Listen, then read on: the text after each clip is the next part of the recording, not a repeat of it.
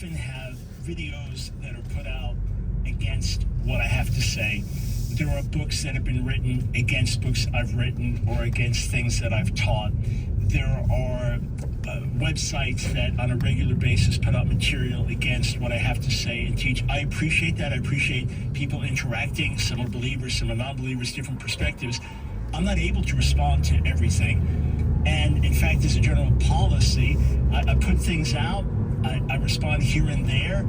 I would love to be able to respond to every comment, every question, every video. So for some say, when are you going to respond to this one, that one? Simply not able to. And many times this is one thing I'm doing among 100 others, and people are really focused on that one thing, want responses. What I'm speaking about specifically now is a series of recent events where a gentleman named Dante Fortson has been putting out videos for some time and books arguing that the original Israelites were black and that the heritage has been stolen and whitewashed, etc., etc. And because his name came up a lot, I did a debate with Guerrilla Hebrew Israelite leader. By the way, he and I are having some great private interaction, actually developing a friendship. He would tell you the same thing in the midst of our differences. But Dante Fortson's name came up a lot. So I saw a video that he had done, History, Science, and the Ashkenazi Jews. And it was done in a respectful tone. So I thought, okay, let me do a response to that. His video was like 12, 13 minutes. He's got much longer videos. But I did an in-depth response going back and forth on it, which was like almost an hour long. My video was called Dante Fortson, Ashkenazi Jews, and DNA. And in it, I said, hey, happy to interact. So he reached out privately to our ministry, and we began to interact. Now, I just want to say one thing, and I'm going to make this relevant, edifying, helpful for everybody about the question of black Jews, Hebrew Israelites. I want to emphasize again that the Israelites in the Old Testament were certainly people of color. They were not white Caucasians. That's number one. Number two, there was certainly a black presence in the Bible and certainly a black presence in Israel. My understanding is that the Israelites, by and large, would have been brown-skinned people, black among them, lighter, darker, etc. Hebrew Israelites would say they were all originally black. So that's the nature of that difference back there, okay? But yes, there's black presence in the Bible, for sure. Yes, the ancient Israelites were people of color. All clear on that. Many times, though, Hebrew Israelites and those in that camp will raise the charge of synagogue of Satan, that Jews like me, Ashkenazi Jews, and others who are not black are fake Jews and synagogue of Satan. Of course, it's a complete misuse of Revelation 2:9, Revelation 3:9. But I brought it up in the context of Mr. Fortson, and he said, well, why he's not making that accusation? I just want to point this out. Here's his book, Undeniable. And I went through some of the contents of this on the air, verses that are misused and things like that. But here's his book, Undeniable. And here on page 4, all right, page 4, on the bottom, highlighted in bold is Revelation 3:9. Behold, I will make them of the synagogue of Satan, which say they are Jews and are not, but do lie. Behold, I'll make them come and worship before thy feet, and to know that I've loved thee. So there's a reason why I call that out, because using that verse, misusing it, especially in a context like this, leads to all types of anti-Semitic and hateful comments, which come my way on a regular basis. I'm not personally hurt or offended by it. My identity is in Jesus Yeshua. My own Jewishness it's just like the nose on my face. I grew up Jewish. My parents grew up Jewish, etc. There's no mystery to that. It's my heritage, but my identity is found in being in Jesus Yeshua. That's what matters. Okay, so let's go through this. I think you're going to find this really interesting and helpful. When Mr. Fortson reached out to me, I wrote back to him. And by the way, he's posted some of my emails, so go ahead, post the full interaction, unedited from beginning to end, full text of all our emails. Feel free, Mr. Fortson, go ahead and do that. I wrote back to him August 28th. Hello, Dante. Thanks for reaching out and giving me your private contact information. Here's my private email as well. I would love to hear more about your personal story, not to debate, but to understand your journey. Perhaps chatting by phone as our schedules permit. And as I said, I'm open to have you on my show to present your viewpoint. Also, do you have any statement of faith, salvation, and Jesus, Yeshua, etc.? Blessings to you, Dr. Brown. So that's the tone with which I started off. That's the initial email. The first words of his email response to me, August 28th, it's 5:26 in the afternoon. The first words of his response to me, good to hear from you, but I honestly don't think you're looking for answers, truth, or dialogue. Of course, he didn't print the rest of his emails, and they're lengthy back and forth to each other. In fact, I wrote lengthy responses saying, please take this as a sign of respect and honor, all right? But those are the opening words. good to hear from you, but I honestly don't think you're looking for answers, truth, or dialogue. So that's how things started out. I sincerely reached out. I sincerely opened the door. That was the initial response, the opening words of that next email. Well, we went back and forth, and I subsequently called him out for bearing false witness. He put up a video called Ashkenazi Jews Stole Their Identity According to Dr. Michael Brown. That's false. That is clickbait, and it's false. So I called him out on that. This is how he wrote back to me. This is September 12th. And this is why I'm not going to be responding in an ongoing way. He wrote this: "You have been deceptive since the beginning. You pretend to have sources that you don't have. Sad people have to keep asking. If you and your racist friends like Vocab, meaning Vocab alone, actually had good intentions, you'd make your sources available without asking. You and your fake Christian friends would tell us plainly where you get the made-up number of a few 100,000 Israelites. You and your fake Christian friends would be 100% honest that the transatlantic slave trade is directly tied to the Inquisition, but none of you are honest. All of you are liars, and when you showed your true colors, it became obvious. Claiming you're disappointed by hundreds of sources while sending me one and expecting me to accept it is complete bias BS, and you know it. When you step your game up academically, let me know you're so amateur at this, it's embarrassing." So I'm not going to continue to reply to someone who has that attitude and makes these fake Christian, racist, false accusations. I did tell him I'll pray for his repentance and for his accepting the truth, regardless of whether ancient Israelites were black or white or green. It's not even the issue. It's not the issue in the least to me. The issue is the attitude behind these things. And of course, we've provided sources, we've listed sources, and then I've written books where I interact with some of these things with further sources.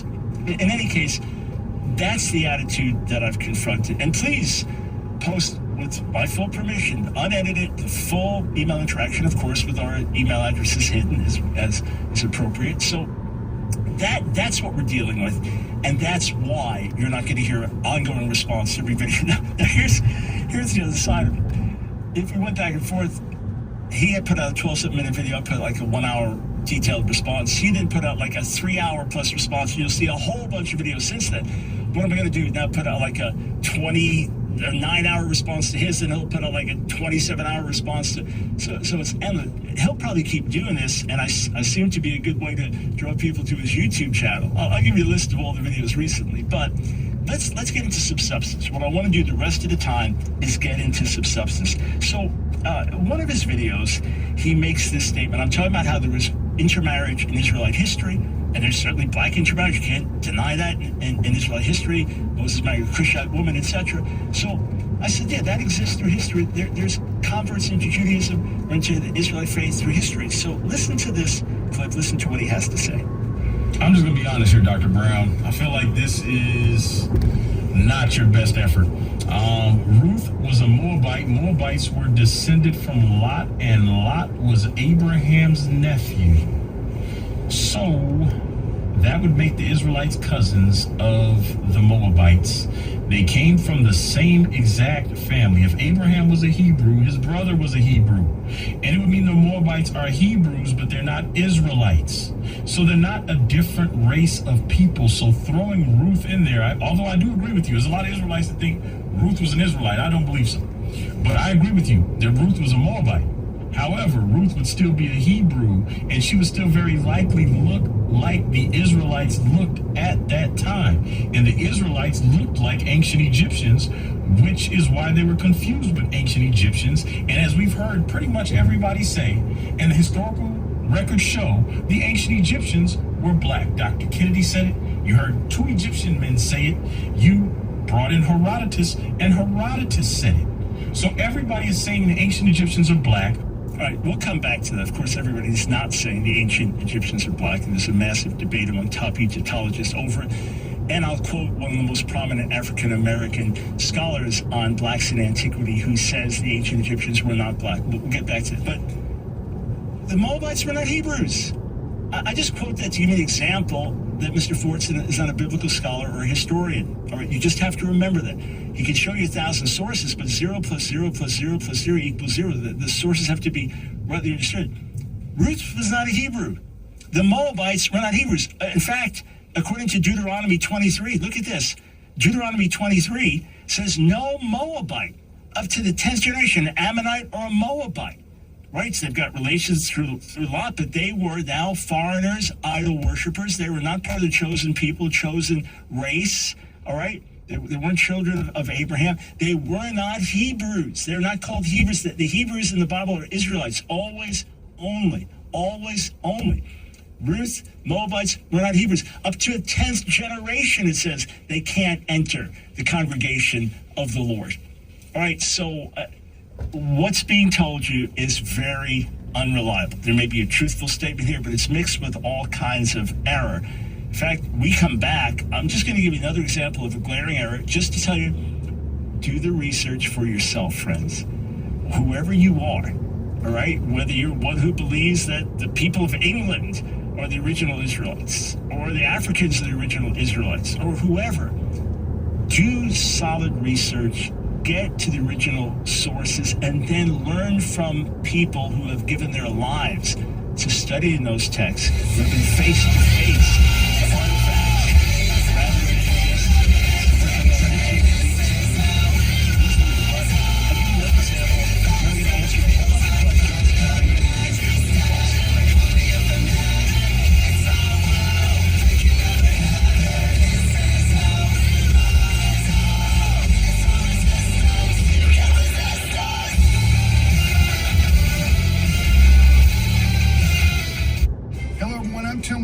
President of American Family Association and American Family Radio. Hey, we've got our dates set for 2024 for our Spiritual Heritage Tours. We're going to Washington, D.C., our nation's capital, seeing all the sites that you wanted to see if you've never been there. And then we're also going to George Washington's Mount Vernon. We're going to Mount Vernon on Saturday.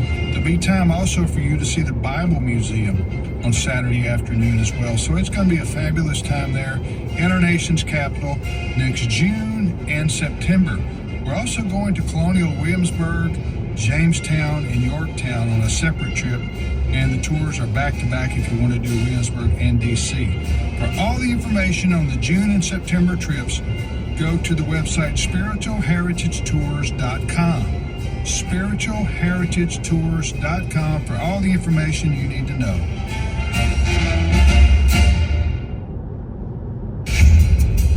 I'm Rick Scarborough, and this is my take.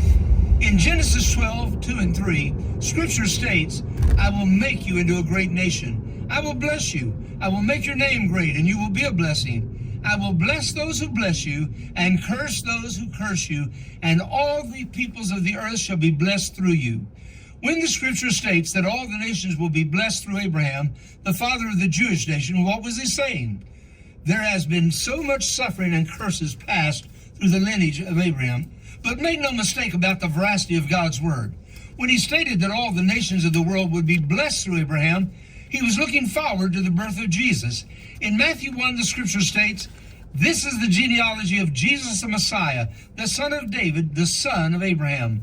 And Jesus died to set men free. I'm Rick Scarborough, and that's my take.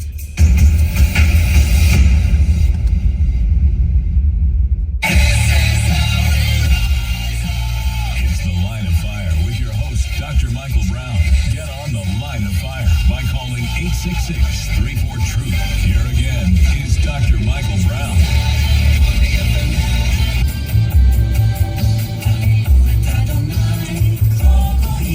Yes, let all the nations praise the Lord. That's what we're hearing in Hebrew. Welcome to Thoroughly Jewish Thursday, 866-34-TRUTH. So again, I don't intend to respond if Dante Fortson puts out 1,000 more videos. Don't plan to respond. If issues come up, you ever want to ask me a question, challenge me on anything, by all means, give us a call or write to our ministry through the website, through askdrbrown.org. With honest questions you have, we'll do our best to give you solid answers and point you in the direction of good, solid sources. But just a reminder, again, you could put out 1,000 videos, but 0 plus 0 plus 0, if they're erroneous, is 0, right? So the number of sources is not what matters. It's the accuracy of the sources and the right treatment of them. So, again, just an example that everything you hear from Mr. Fortson must be listened to critically. Let's listen to this next clip. Now, he brings up the Talmud. It can be traced to the Talmud. Now, it's interesting that you bring up the Talmud, but you don't bring up this right here. Perky de Rabbi Eliezer. Right here, this is, close this. donate button. This right here is from the Talmud. I'll have a link to this so you guys can read it yourself. All right, so it's a well-known citation in Pirkei de Rabbi Eliezer. I've talked about it on the air.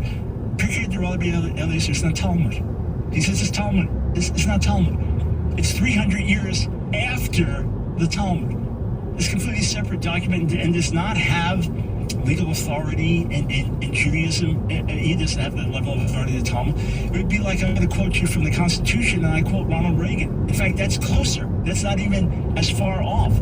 So you just have to take everything with a grain of salt because, again, Mr. Fortson is not a historian. He's not a trained biblical scholar. When he talks about ancient Egypt, he can't read hieroglyphics fluently. You say, no, I'm not claiming to be an Egyptological scholar. I quote and cite Egyptological scholars, people that have lived there, that have done the archaeological excavations, that have sat face to face with some of the artifacts and looked at these things. Those are the ones that I rely on. And then biblical studies and rabbinic studies, yes, I can do that on my own because I'm trained. If you want to find out, I mentioned this before, if you really want to find out about that statement in Pirkei de Rabbi Eliezer about the curse of Ham, here's the book to read, The Curse of Ham. It's 400 pages long. It is detailed. It is in-depth. Lots of issues about color in the Bible, what words mean, etc. by David M. Goldenberg. Okay, so let me just answer a bunch of questions. Here's the chronology. I do my response to Dante's video. Mr. Fortson then responds with Dr. Michael Brown, Black Jews and Khazars. That's over 3 hours. Since then, and these are only the ones that I spotted that have come up in my feed, maybe there are more, Ashkenazi Jews stole their identity according to Dr. Michael Brown. Of course, it's false. Clickbait there. Did the Khazars magically disappear from history as Dr. Michael Brown claims? These are all new videos he put out. Dr. Michael Brown gets schooled on Christopher Columbus and the Spanish Inquisition. New. Whitewashing Egypt or Dr. Michael Brown and Harry Abramson using fake pics to teach history. Imagegate. Dr. Michael Brown exposed again for using fake images to teach history. And I imagine there'll be a whole bunch of videos in response to this. So I'm just going to set the record straight on a few things and we will move on. All right, so where did I get the figure that there could be as many as 200,000 Black Jews in America? It's the most generous figure I could find from Black Jewish leaders. I was just trying to find the most generous figure I could. So I'll go all the way back into the mid-90s and then republished in 2010, Being Black and Jewish in America on the forward. It's about Robin Washington. He said, I usually introduce myself as Robin Washington. I'm Black and a Jew. And he says, we're who America's becoming. He estimates that there are 200,000 Black Jews in America today, up from 50,000 in the 50s. And he said, I think we offer America to America. He was part of what's called the Alliance of Black Jews that was founded by him and a famous African-American rabbi, Caspar Sfunia. And based on population surveys and things like that, and including those that identified as Hebrew Israelites, they came up with a figure of 200,000. So I used their figure as the most generous one I could find that was the respected organization, Alliance of Black Jews. So that was my figure. I was trying to find the most generous figure I could, scientifically based on pulling down and things like that. And then Hey, well, long time. Yeah, you know what they got over there is a 3 months for $30. next, We got it here too. Oh, the same deal? We got 10, 10, Yeah. 10. Yeah. I told them we got it. They probably got it off of us. Oh, no, I mean 3 months for 3 months, $30? unlimited $25 washes for $30. Yep. already. Oh, okay. So I thought that $30 for 1 month, unlimited. Yeah. Yeah. Yeah, But, so what it does, so especially we have right now, you pay $10 for your first month, $10 for your second month, $10 for your third month, just like them. yeah. And then after that, it goes to $29.99 per month. Yes. Okay. So I still got two more months. Yeah, you still have your membership. Yeah. Okay. So what happened? Like after my expired on I think a Monday or Tuesday, and then but still continued at like what it is the first I pay for 30 is gonna continue until next 2 more months or what? Okay, so his membership now, if he was to cancel this one, could he do the 10, 10, 10 or probably not?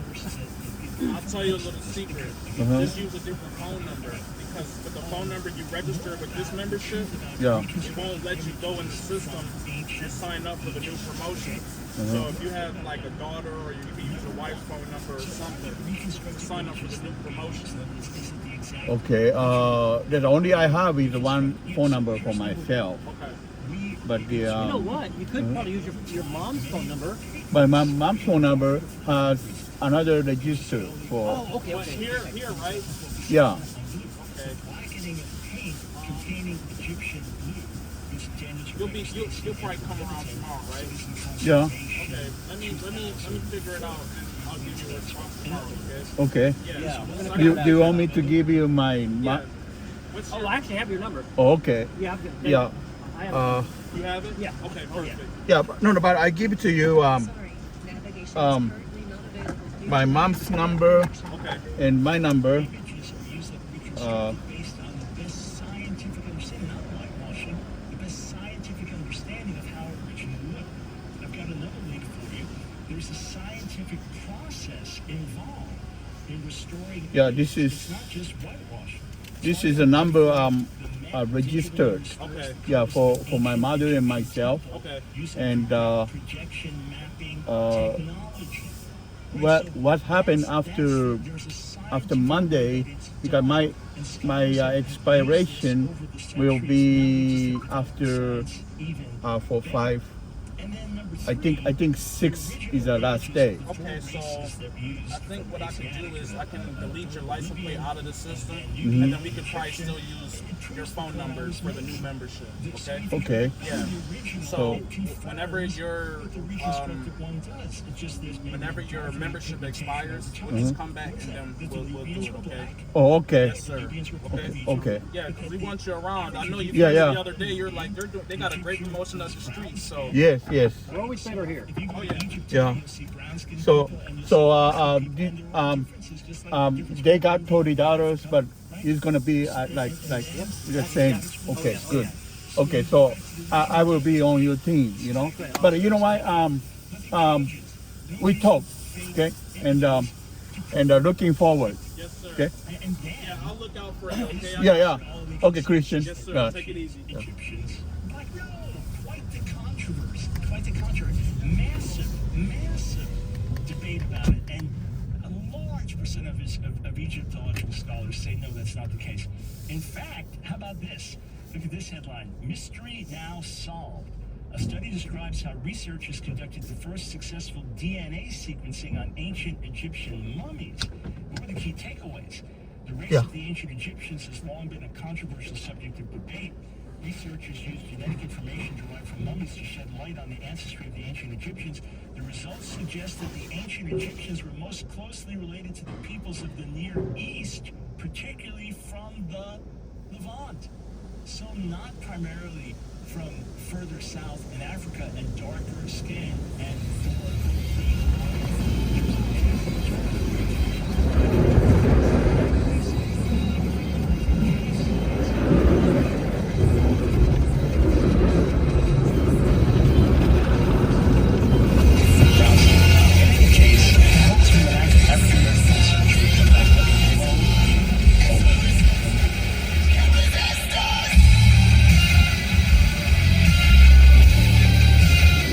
This is Abraham Hamilton III with AFR, and we're sending Bibles. Here's Michael with Bible League International. Abraham, there's a crisis around the world. You know, in many parts of Asia, Africa, the Middle East, and Latin America, only 1 in 10 Christians has a Bible. What's that mean? It means the majority of believers cannot do what you and I do on a daily basis, and that's open God's Word and be reminded of His precious promises, like in 1 Peter 1.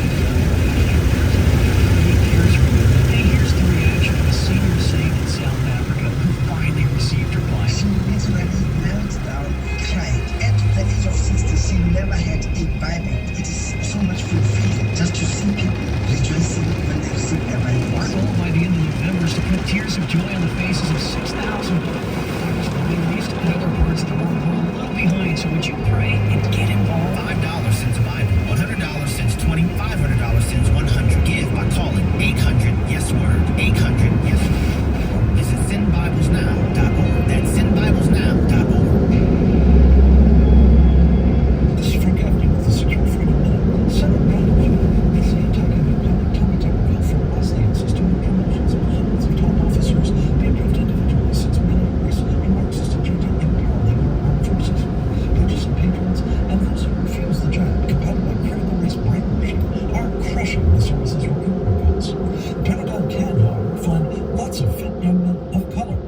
fill the ranks. It has a program that allows illegal aliens to enlist and get fast-tracked for citizenship. Barack Obama promised to fundamentally transform America.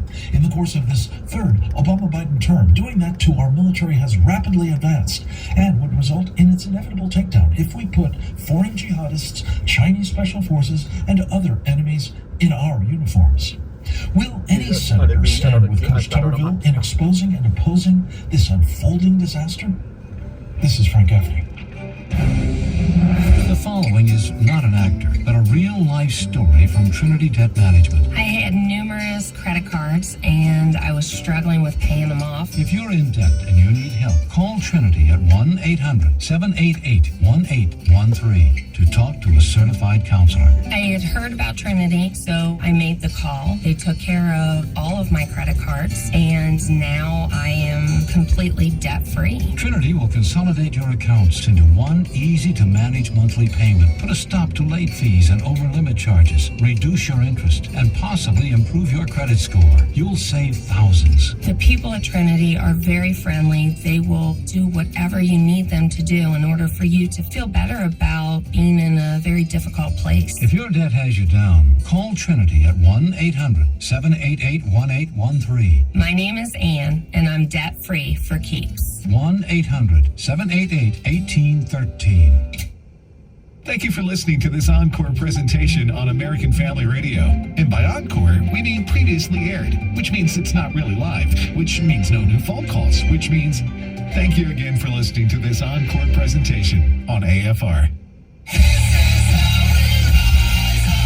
It's The Line of Fire with your host, Dr. Michael Brown. Get on The Line of Fire by calling 866-34-TRUTH. Here again is Dr. Michael Brown.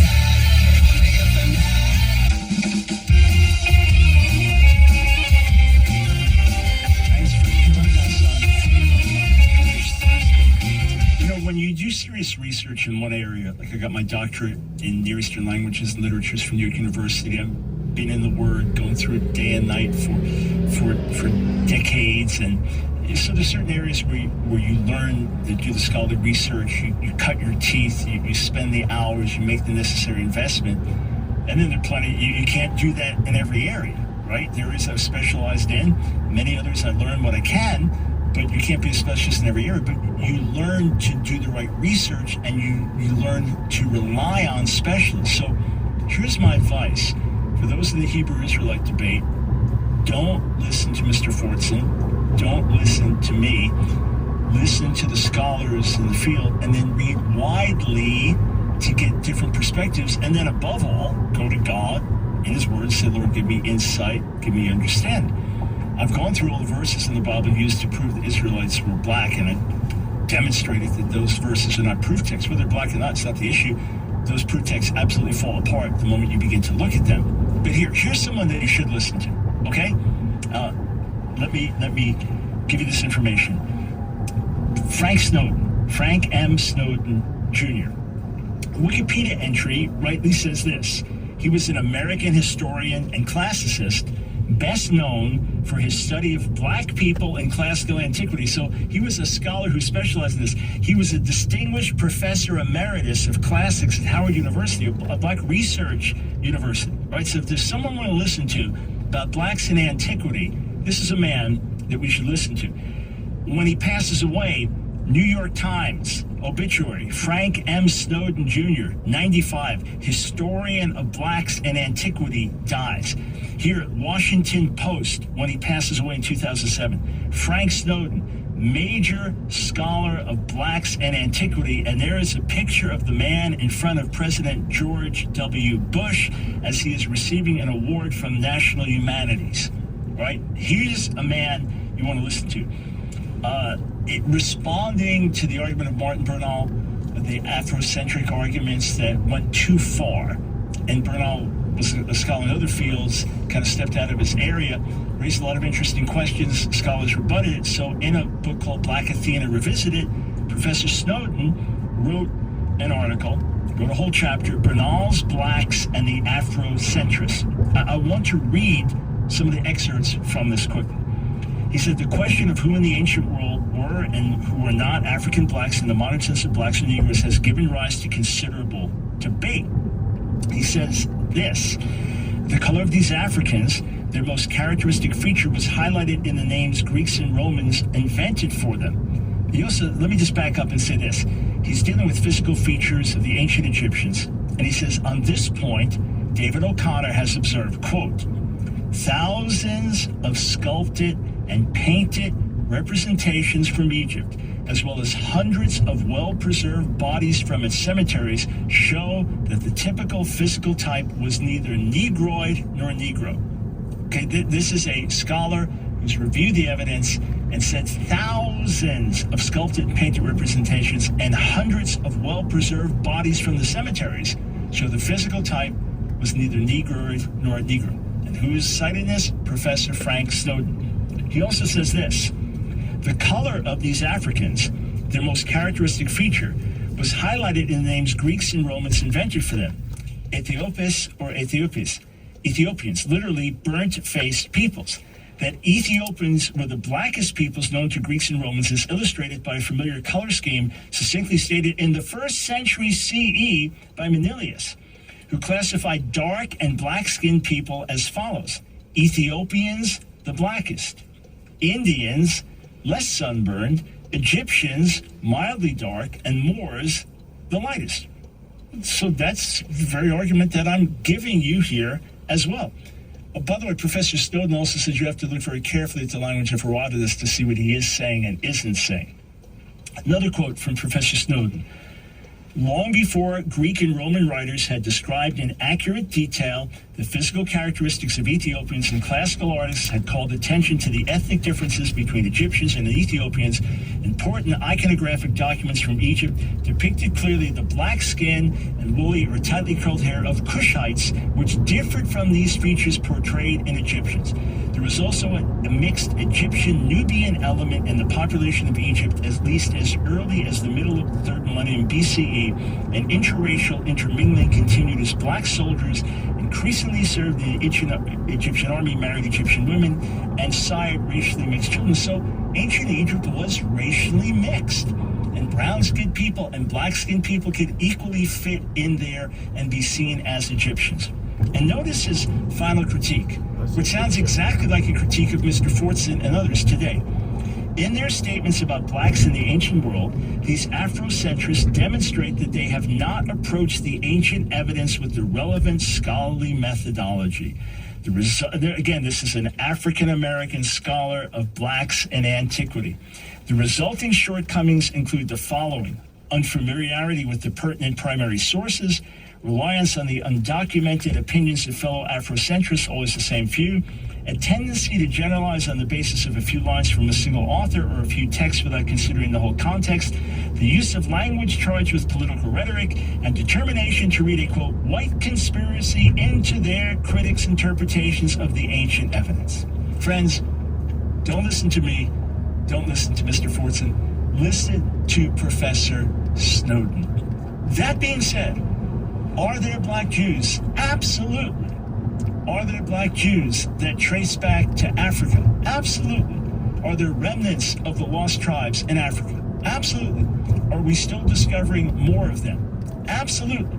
Should the larger Jewish world welcome them? Absolutely. Are there some among the Hebrew Israelites that do have genuine Hebrew roots? I'm sure there are. And there are many that don't. And either way, let me say this one last time, what matters is this: do we know Yeshua? Are we saved through the blood of the Messiah? Whether we are black or white, Jew or Gentile, that is what matters. That's where we find our identity.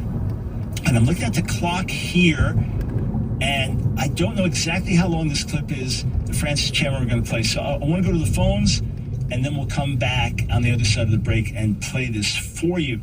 Let us go to Detroit, Michigan. And hang on, why am I having a hard time getting Deborah on the air? There we go, Deborah. Thanks so much for holding. Welcome to the broadcast. Hello, can you hear me? Yeah, I can. All right. So I've been meditating on this passage in John chapter 9, where Jesus Christ healed the blind man at the pool of Siloam. Mm-hmm. And I'd really love to discover more about this significant, the pool of Siloam, and why it's very significant in the Bible and also in Jewish history, and also kind of like relating it to the story of the blind man who was healed. I would like to also kind of, I read somewhere that the pool of Siloam at one time was used for the mikvah. For those who wanted to worship in the temple. I'd like you to clarify on that as well, please. Sure thing. So here's how I always recommend just doing some research here. So first thing I want to do when I'm looking for Bible background, right, is for New Testament Bible background, just in one place, I go to Craig Keener, right, who is one of the foremost New Testament scholars on the planet, also a dear friend, and just incredible with Bible background. And what I would look at to see, okay, is there something significant about this? And if there's relevant background to the New Testament, he's going to know it, he's going to say it. So in his InterVarsity Press IVP Bible Background Commentary, okay, so the Bible Background Commentary, when I go to John chapter 9, he explains blind people can make a living on the